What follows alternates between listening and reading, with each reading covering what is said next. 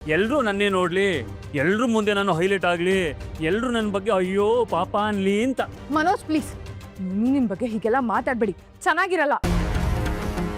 ಏ ನೀನು ಮೀನಮ್ಮಂಗೋಸ್ಕರ ಈ 5 ಡಿಗ್ರಿ ಮನೋಜನೇ ದಿಗ್ಲಿ ಬೀಳೋ ಥರ ಆವಾಜ್ ಆಗ್ತಾ ಇದೆಯಾ? ಹಾಗಲ್ಲ ಮನೋಜ್, ನೀನು ತುಂಬ ಒಳ್ಳೆಯವರು. ಅವ್ರು ಈ ಥರ ಚೀಪ್ ಟ್ರಿಕ್ಸ್ ಎಲ್ಲ ಮಾಡಲ್ಲ. ಯಾವಾಗ್ಲೂ ಹೂ ಮಾರೋಳ್ ಪರ ವಹಿಸ್ಕೊಂಡು ನನ್ನನ್ನು ಬೈತಾನೇ ಇರ್ತಾರೆ. ಯಾಕಮ್ಮ ಹೂವಮ್ಮ, ಏನಿಂದು ಪ್ರಾಬ್ಲಮ್ಮು?